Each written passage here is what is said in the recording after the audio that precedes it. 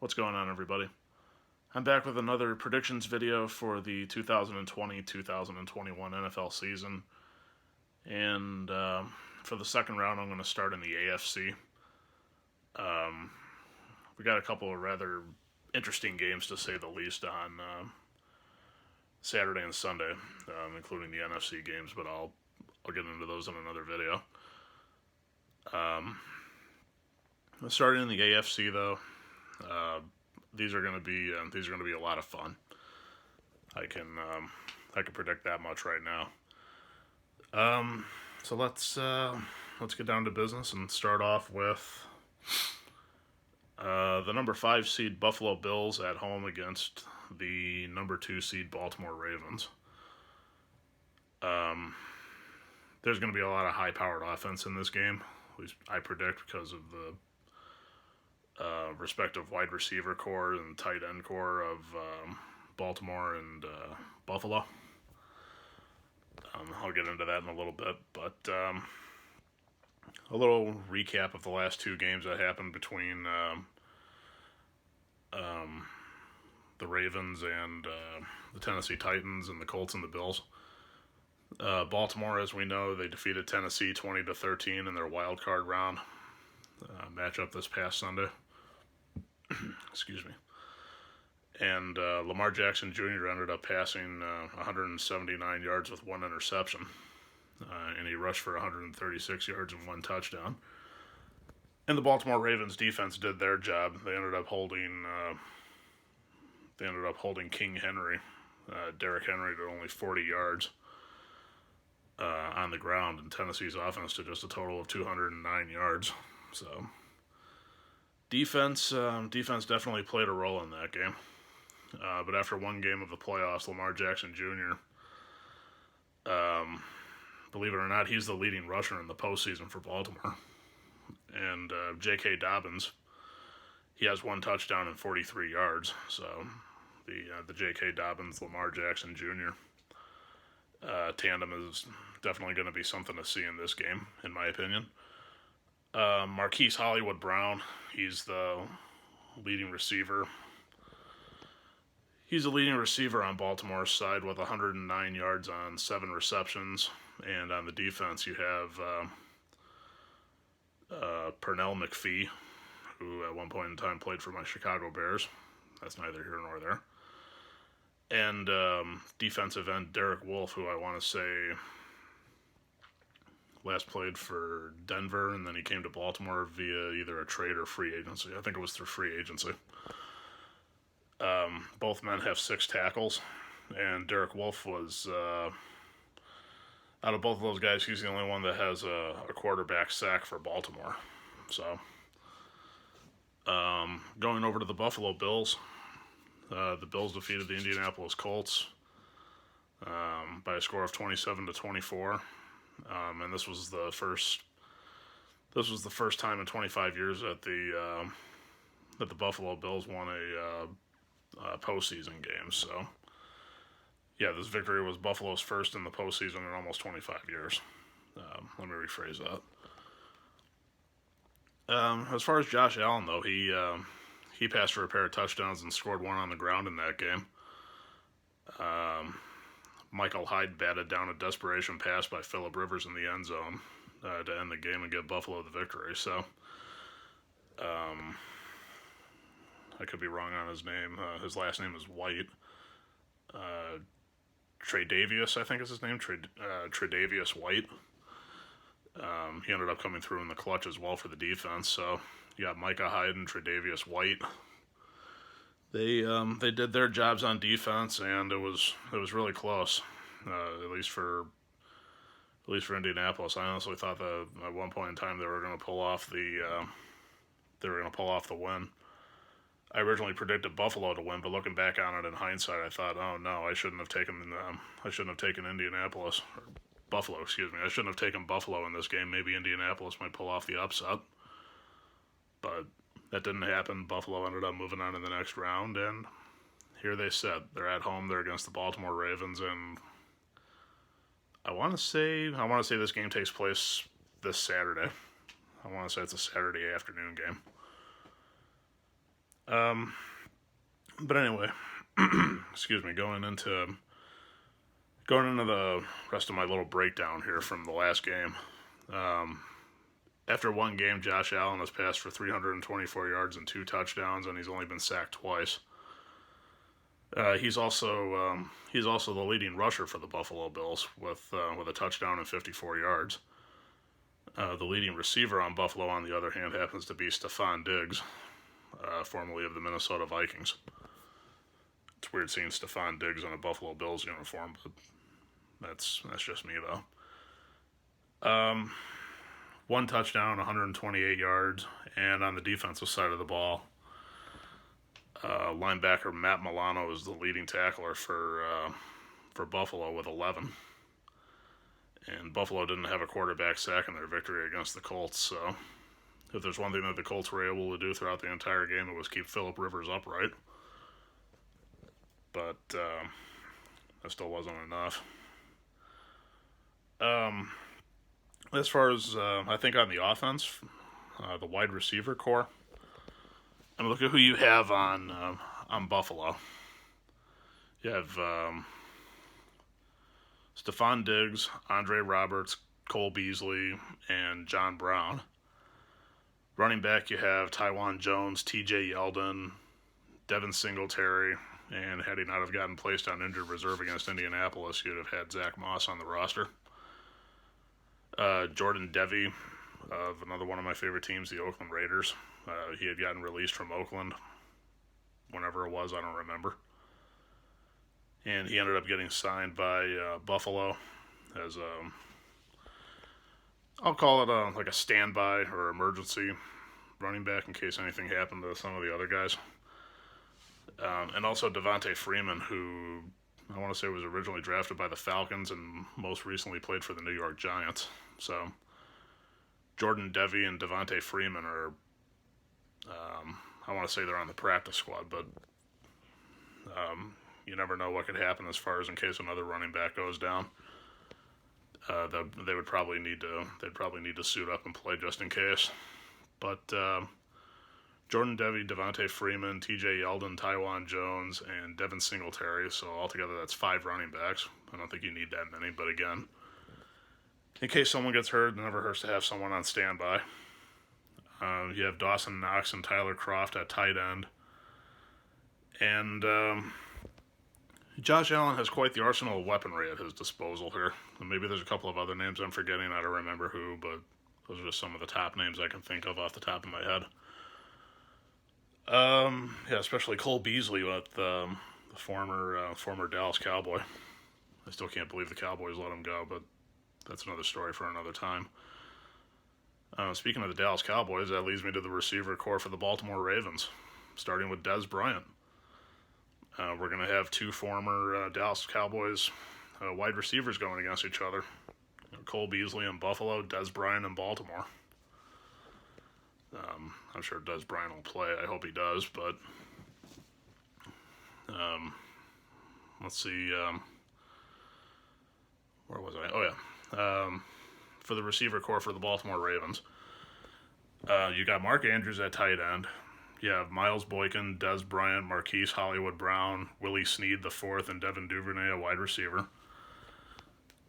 Lamar Jackson Jr. at quarterback, of course.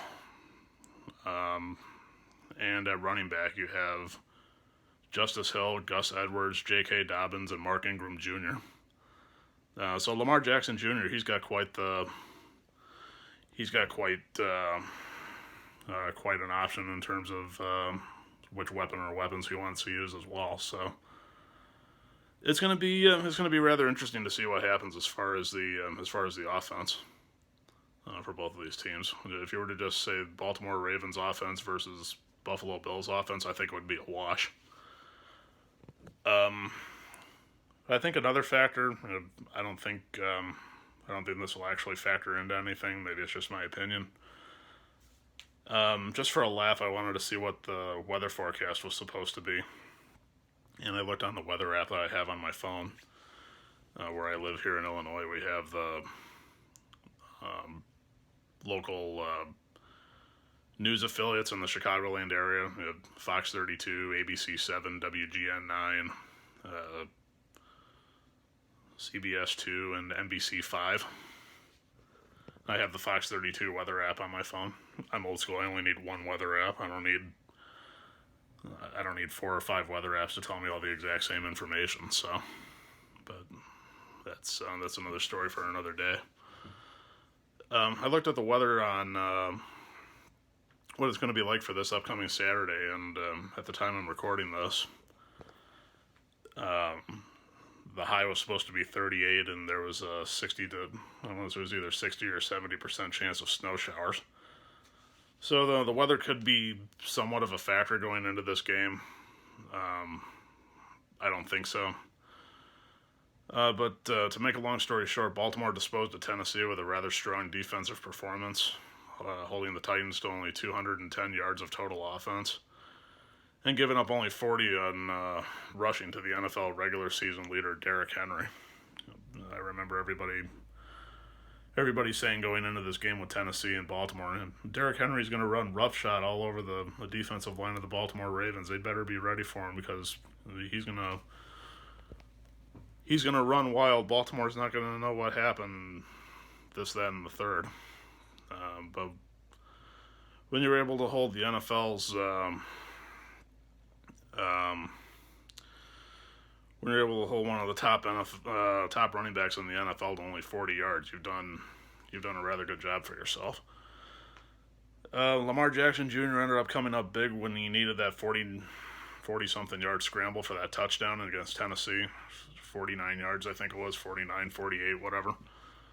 Which I honestly thought when I first saw it, I thought he just made it. I thought, well, maybe it's a touchdown, maybe it's not. But at first, I originally thought he was short. But then when they rolled it a touchdown, I thought to myself, "You caught yourself one lucky break, sir. You are a lucky man, and you got a touchdown. So seize the opportunity and capitalize on it." And that's exactly what they did. But the Baltimore Ravens are going to have to do what they can to try and contain the Bills' offense. Can the Ravens' defense contain the Bills' offense, or can the Bills' defense try and do the same thing with Baltimore? Should the Ravens' defense contain the Bills' offense enough to pull off an upset victory? I think it's possible. So, speaking of upsets, this might upset a lot of people as far as my overall prediction, but I'm gonna go with the Baltimore Ravens on this one. I mean, this is, just because Buffalo is at home, that doesn't mean they're invincible or anything. Something tells me that Baltimore's going to get the job done one way or another. Next up, the number 6 seed Cleveland Browns traveling to the number 1 seed Kansas City Chiefs at Arrowhead Stadium. After having a week off, the defending champion Chiefs end up beginning their postseason journey against the Browns, who, in my opinion, they're the engineers of a wild card upset, what they did against the Steelers this past Sunday night. As we all know, against the Pittsburgh Steelers, Cleveland relied on their defense to generate a flurry of turnovers, and they never took their foot off the figurative offensive gas pedal all game long. And Baker Mayfield, kudos to him. He put on, in my opinion, one of the best performances not only of his NFL career at the best possible time, but also in NFL history. I think history is going to have to repeat itself in order for the Cleveland Browns to have a real shot at eliminating the defending Super Bowl champions. However, it's you could also make the argument that the Kansas City Chiefs might struggle to try and slow down the offense of the Cleveland Browns, particularly when it comes to Kareem Hunt and Nick Chubb at running back. And the overall rushing attack for Cleveland. I think there's a third string running back, in there somewhere, but I just can't remember what his name is. But it's going to be more difficult, though, to force so many mistakes from Patrick Mahomes Jr., who he's literally the best quarterback in NFL history at avoiding interceptions and a host of other things. But I'll go into that that list of statistics at a later time.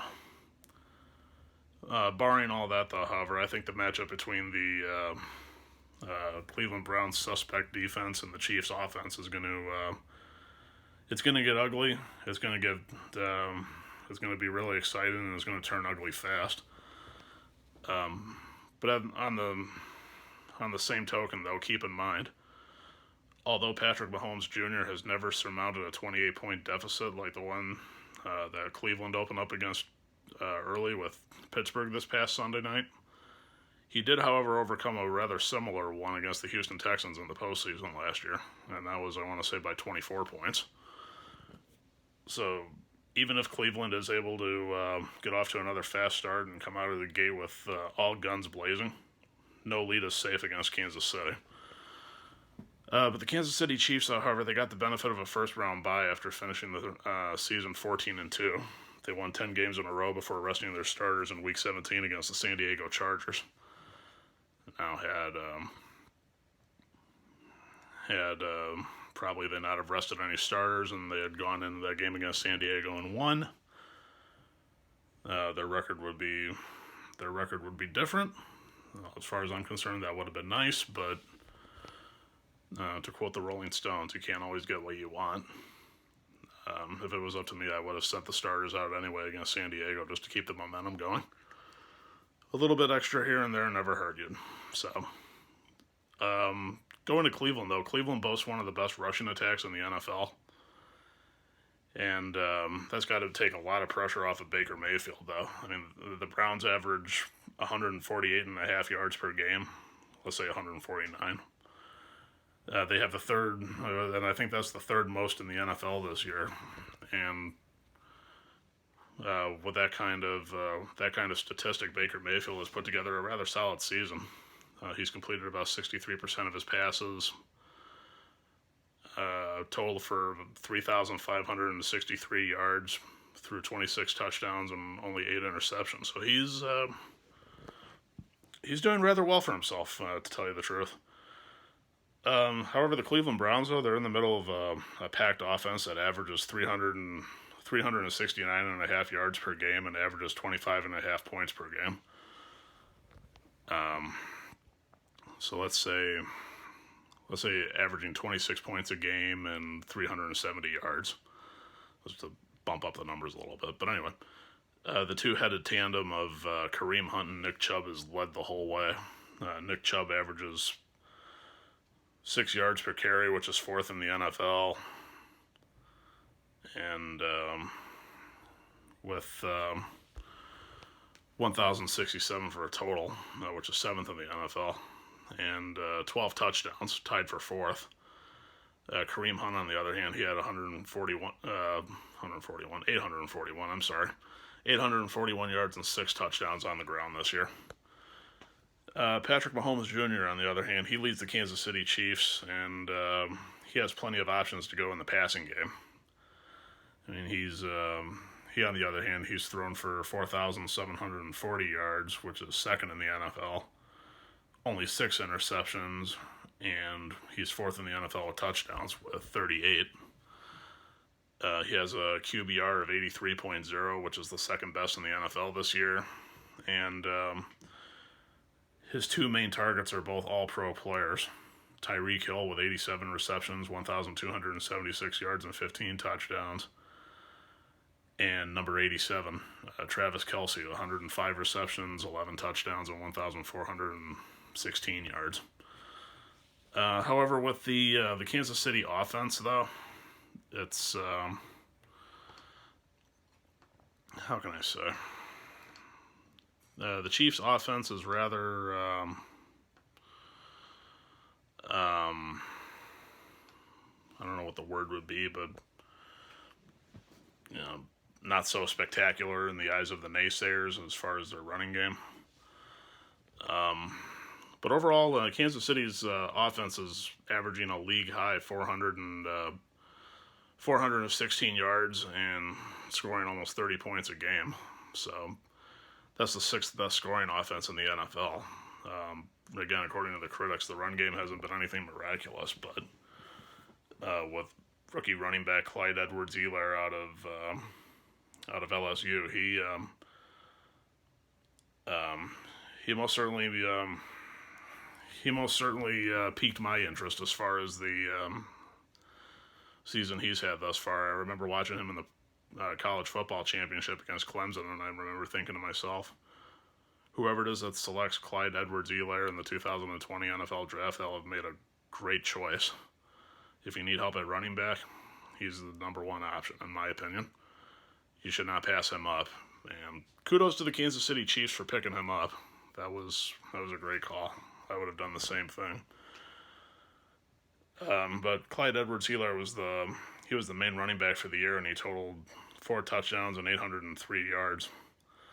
But for the playoffs, he's out, though. He's out with an injury. Whether or not he's going to come back, I'm not sure. I think the last I looked, I want to say he was questionable. It was either him or somebody else. I don't remember, though. But with Le'Veon Bell taking his place, Le'Veon Bell's going to be stepping up in place of Clyde Edwards-Helaire. And it's nice to know you have that veteran presence at running back, especially in a time like this. The postseason is in full swing. Your season is on the line, and you have everything to play for. Winner moves on, loser goes home, and you don't want to be on the losing end. Especially right now, if you're Kansas City, you've basically had all this time to practice, train, and prepare for Cleveland. Another stat that I found as far as both of these teams, they're similarly defensive, from a defensive standpoint, I should say. The Kansas City Chiefs allow approximately 23 points per game. The Cleveland Browns only allow 26 points per game, but both teams allow 358.5 yards, so let's say 359. 359 yards and 23 points for Kansas City, 359 yards and 26 points for Cleveland. The Browns defense, on the other hand, they're going to need to be on their best game going into Kansas City, and they've been susceptible on the back end, allowing about 248 passing yards per game. But after that stunning upset in Pittsburgh, Cleveland definitely turned the page, and now they've got their sights set on Arrowhead Stadium and the defending Kansas City Chiefs, the defending Super Bowl champions. But I stress the point again that the Chiefs are going to be well rested. They're ready for another playoff run, and with Patrick Mahomes Jr. a quarterback, Andy Reid a coach, and one of the most electric offenses in the NFL, it's going to be a real struggle for the Cleveland Browns to try and slow them down. It's going to be a solid matchup for the Browns, who run the ball effectively against a Chiefs defense that seemingly struggled to stop the run at times. But looking at it on a whole, I still think that the Kansas City Chiefs end up prevailing in the end and moving on to the next round. Could it be Cleveland versus Baltimore? Say things go the other way and Cleveland wins. Will we see Browns Ravens 3 when all is said and done? I don't know. Will we see the Browns versus the Bills? Or could we see Cleveland Browns versus Buffalo Bills? Cleveland Browns versus Baltimore Ravens, or Kansas City versus Baltimore, or Kansas City versus Buffalo? Only time will tell, and when we reach the fourth quarter, when there's 0 minutes and 0 seconds left on the scoreboard, and whatever team has the most points, that's when we find out who faces who for the AFC Championship, and then on the other side we have the NFC Championship. But be that as it may, guys, those are my picks. Baltimore Ravens over the Buffalo Bills, Kansas City Chiefs over the Cleveland Browns. Give me your picks. Let me know what you guys think. Keep an eye out for my NFC predictions video. I'll get to that as soon as I can. Follow me on Instagram. Subscribe to my YouTube page. Stay safe. Be well. Continue to share the news as far as my channel. Give my videos a thumbs up. And let me know what you guys think. I like hearing from you guys. Be it one way and or the other. Excuse me. So, I will talk to you guys later. Keep an eye out for my NFC predictions video for round 2. And we will just go from there. Keep an eye out for additional content in the future. Have a great night. Talk to you when I talk to you. And that does it for me. Peace.